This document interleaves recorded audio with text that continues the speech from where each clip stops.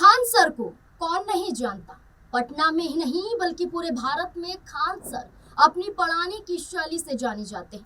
मशहूर टीचर है, हर कोई बच्चा उनसे कोचिंग लेना चाहता है। लेकिन हमेशा पढ़ाने की वजह से चर्चाओं में रहने वाले खान सर के साथ उनकी कोचिंग के बाहर ऐसा क्या हुआ जहां हंगामा पसर गया? ऐसा क्या हुआ जिसके चलते खान सर को अपनी कोचिंग बंद करनी पड़ी? ऐसा क्या हुआ कि वहां पर पढ़ने वाले बच्चों ने हंगामा कर दिया? ऐसा क्या हुआ कि खुद खान सर को आकर सफाई देनी पड़ी? ऐसी क्या घटना घटी बीती रात को? चलिए जानते हैं अपने इस रिपोर्ट में। नमस्कार, मैं हूं नासमीन खान और आप सभी का बहुत बहुत स्वागत करती हूँ।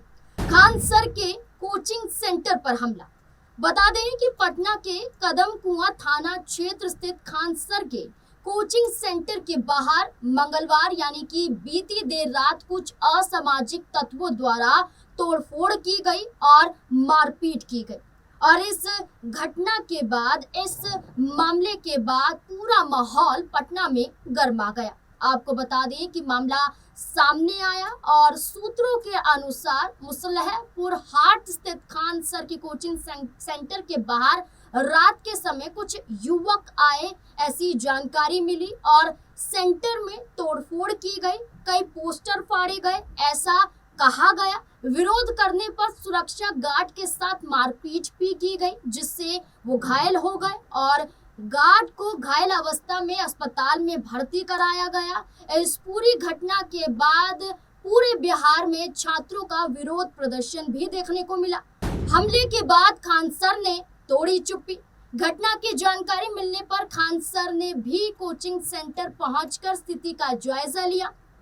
तोड़फोड़ की घटना में असामाजिक तत्वों के शामिल होने का अंदेशा जताते हुए उन्होंने आरोप लगाया कि इस घटना के पीछे कुछ कोचिंग संचालकों का हाथ हो सकता है।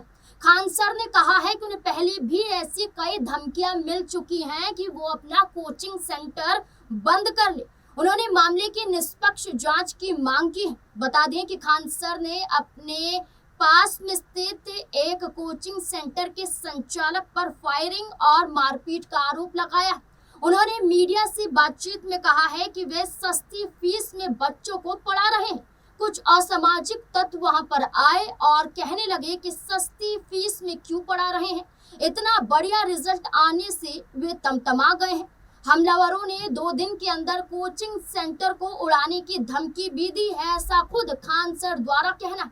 उन्होंने प्रशासन से अपील की है कि वे सुरक्षा चिंताओं को ध्यान में रखें और ये समझें कि गरीबों को भी शिक्षा का अधिकार है और इसी अधिकार के चलते मैं बच्चों को शिक्षित कर रहा हूं, लेकिन बाकी के कोचिंग संचालकों को ये बर्दाश्त नहीं हो रहा है। जब हजारों की संख्या में नतीजे आते हैं तो कुछ असामाजिक तत्वों को खतरा महसूस होने लगता है। उन्हें लगता है कि वे हमें दबा सकते हैं। खान सर ने सीधे सीधे तौर पर कहा है कि अन्य कोचिंग संचालकों द्वारा ये हमला करवाया गया है और सिर्फ इस वजह से क्योंकि वो सस्ती फीस लेते हैं। खान सर ने किस पर लगाया आरोप? खान कोचिंग की ओर से लिखित शिकायत में ज्ञान बिंदु कोचिंग क्लासेस पर फायरिंग का आरोप लगाया गया।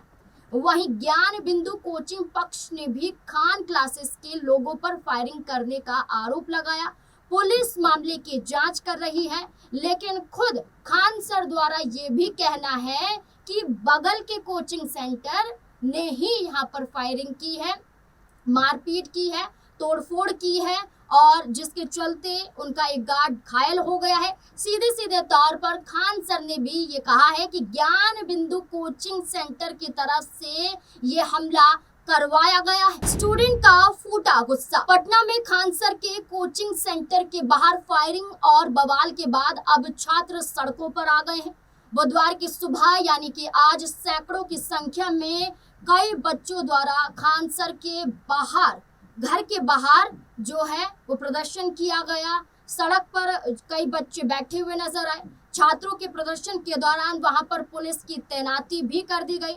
जो तस्वीरें सामने आई हैं उसमें कई छात्र छात्राएं सड़क पर बैठे नजर आए और जमकर विरोध प्रदर्शन करते हुए देखे गए। कोचिंग पढ़ने पहुंचे छात्रों ने संस्थान के बाहर नारेबाजी करते हुए भी खान सर की सुरक्षा सुनिश्चित करने की मांग की है। न सिर्फ घर बल्कि कोचिंग सेंटर के बाहर भी कई जो बच्चे हैं पढ़ने वाले वो इकट्ठा होते हैं और मांग करते हैं कि खान सर की सुरक्षा बढ़ाई जाए। हालांकि इस प्रदर्शन के बीच खान सर अपने घर की बालकनी में खड़े हुए भी नजर आए और तमाम बच्चों से खास अपील करते हुए भी देखे गए। खान सर ने कई बार हाथ जोड़कर अपील करते हुए कहा कि वे सभी अपने घर चले जाएं। खान सर ने प्रदर्शनकारी छात्रों से कहा है कि पुलिस लगातार इस मामले में कार्यवाही कर रही है। पुलिस रात भर कोचिंग सेंटर के बाहर रही। पुलिस ने कुछ लोगों को हिरासत में भी लिया। उन्होंने अपील करते हुए कहा है कि सभी बच्चे सड़क से हट जाएं और अपने घर चले जाएं।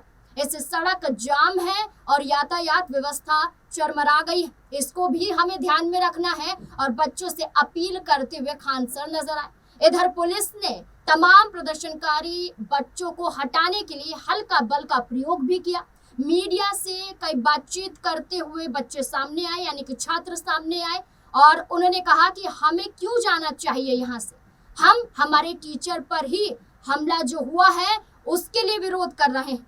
हम लोगों की छुट्टी होने से पहले ही नोटिफिकेशन आ जाता है, आज कोई नोटिफिकेशन आया ही नहीं।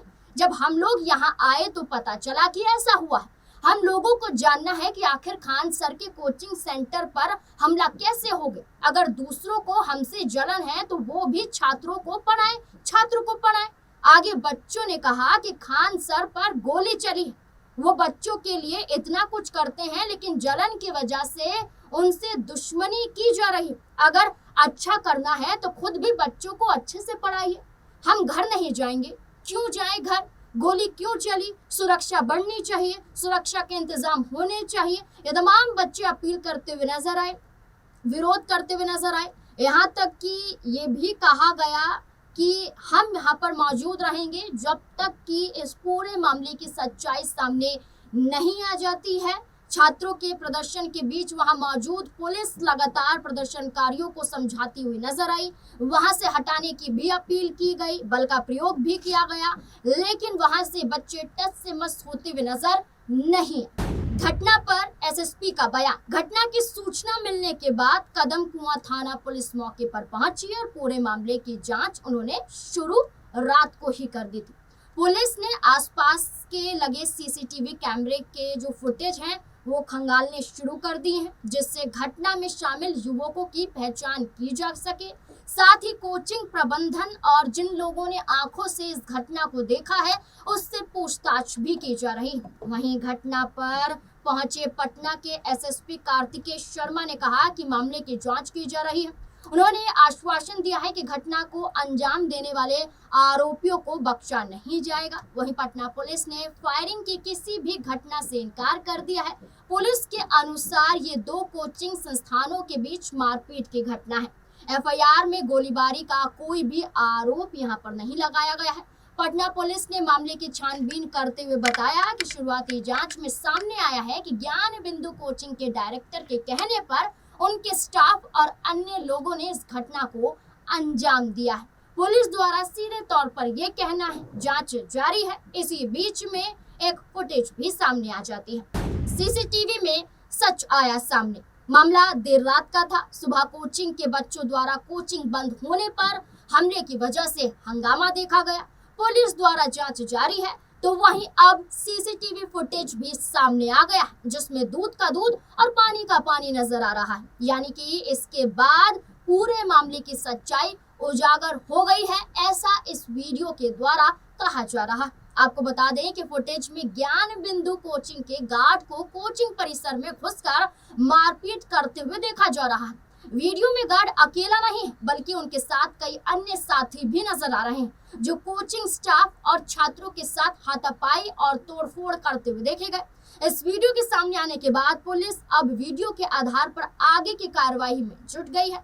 वहीं खान सर और तमाम बच्चों द्वारा ये कहना है कि अगर ऐसी घटनाएं होती रहेंगी, अगर अन्य कोचिंग जो चालक हैं वो ऐसे ही चिढ़ते रहेंगे या जलन में ऐसे हमले करवाते रहेंगे, इससे सिर्फ नुकसान बच्चों की पढ़ाई पर पड़ेगा, बच्चों का नुकसान होगा और सीधे सीधे तौर पर रिजल्ट अच्छे नहीं आएंगे। उन्होंने खुलकर ये कहा है कि सुरक्षा बढ़ाई जानी चाहिए और ये भी कहा है कि अगर वो पढ़ाते हैं तो इसमें बुराई क्या है, अगर बच्चों से पैसे कम लेते हैं इसमें बुराई क्या है, वो बच्चों के भविष्य के बारे में सोचते हैं तो इसमें बुराई क्या है।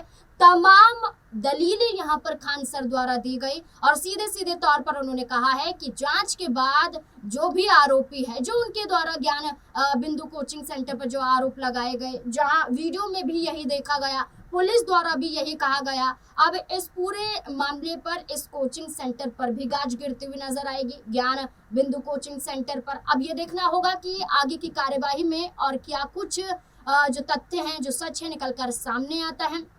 इस पूरी खबर को जानने के बाद आपको क्या लगता है कि क्या खान सर के पढ़ाने के अंदाज और होती कम फीस के चलते क्या खान सर मुश्किलों में आ गए हैं या जानबूझकर उनको टारगेट किया जा रहा है?